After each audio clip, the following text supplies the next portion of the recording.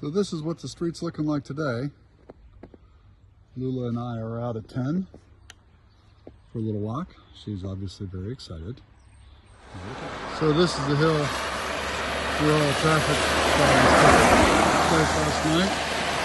This is my neighbor, Neil, and his two dogs. Have fun. All right, I'll see you later. And that way. Yeah. Bye. What are you doing? Okay, anyway, so this is the pub in our village green. Obviously this guy down here with the backhoe has got some issues. So this is like the junction of death here. Many cars get blasted. Last year somebody took out that signpost and the light post the day after they took the Christmas tree down. That's my neighbor Neil, who's walking down the hill. So this is a closer look at our village green and the crossroads that it is. So there are lots of these silhouettes around. They're all for World War I. And then our village sign, our little bodega here on the corner shop. And then it goes very steeply downhill where people also had big issues getting around us. There you go. This is a different angle from our village green with our tree, our little triangle here.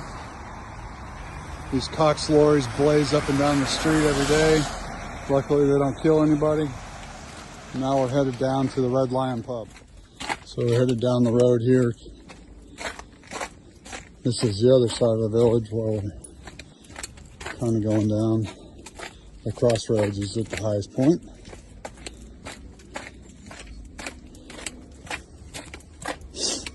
I'm be careful not to bust my ass here. Lula seems to be fine.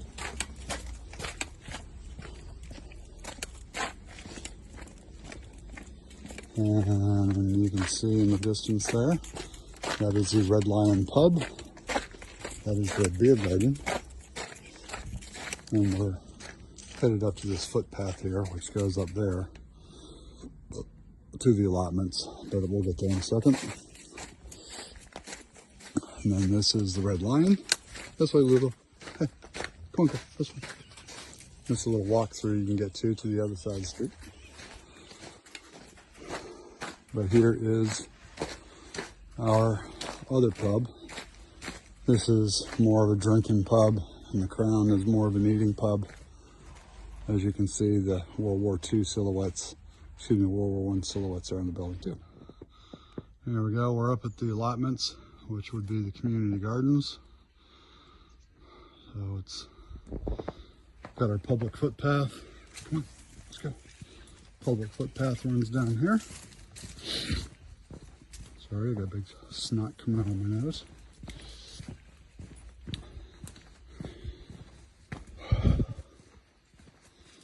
And the Red Lion beer garden is just beyond those trees.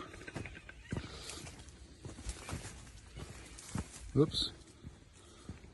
Sorry, Lula's taking a dump. So we'll just look at the allotments here.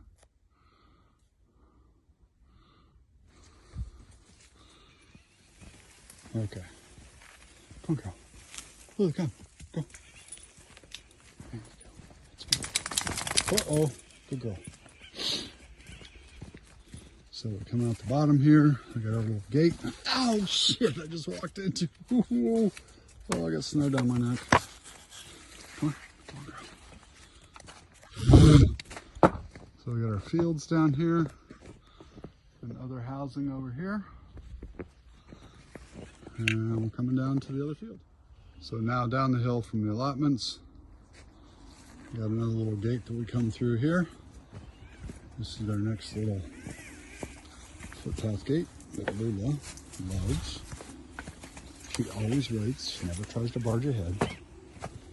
And then this is always the tricky area where we meet other dogs that are off the lead, but luckily not there. So over there in the distance somewhere is Gatwick Airport. And then we're all down through here. And then we're walking up here to what's called Butcher's Wood. Okay, so we're coming down into Butcher's Wood. This is just kind of a pass-through area on the footpath. So you gotta walk this way to continue on the footpath. Really beautiful down here.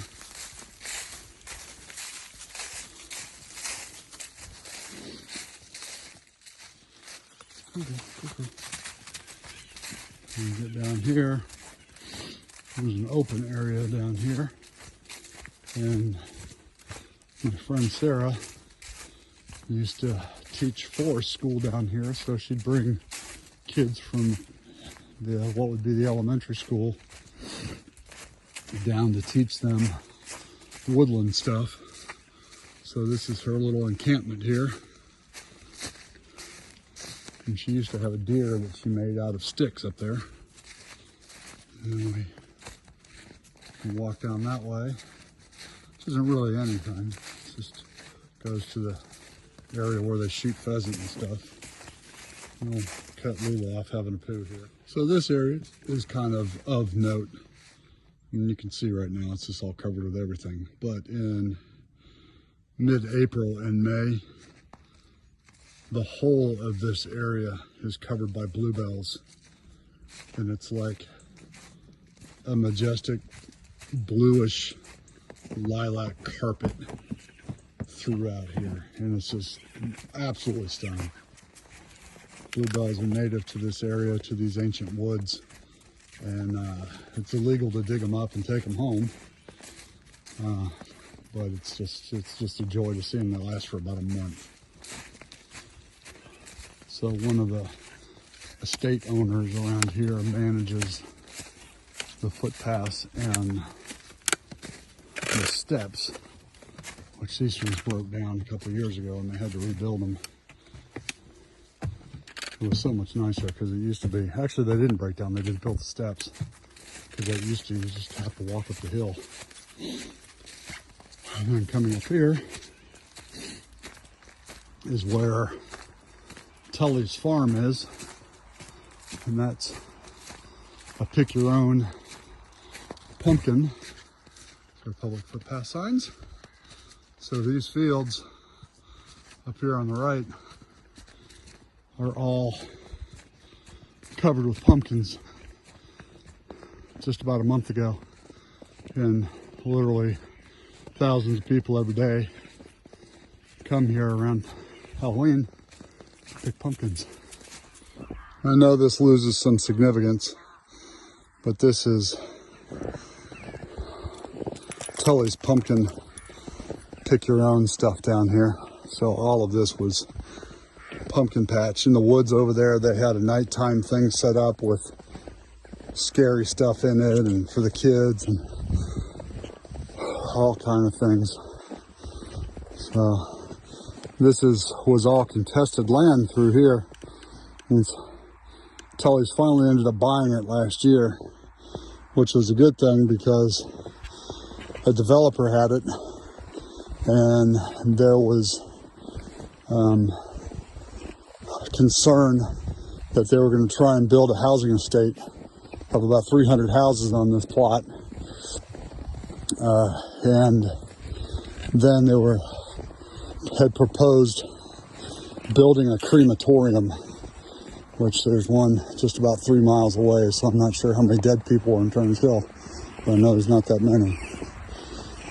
So now this is our little walkthrough that Tully's built, so we can get out to the parking area. This is overflow parking. The land behind me was overflow parking for the pick your own. Come on, girl. Top. This side. Good girl. So this is all the parking area here, and this whole parking area was absolutely full throughout all of Halloween. And off in the distance there is Gatwick again. All right, you had asked if Lula was having fun on the snow, and I would say that now she is definitely having fun in the snow because she has been rolling around and doing her little snow angels and everything. So this is a village that they built for the pick your own. They had a bunch of tents and everything that were set up, thousands of or hundreds of wheelbarrows. Got all the picnic tables. They have a bar set up over there. They had a little stand over there. They made fresh donuts, which were freaking amazing. I guess this is their contributions to the Christmas tree endeavors. Oi, come on.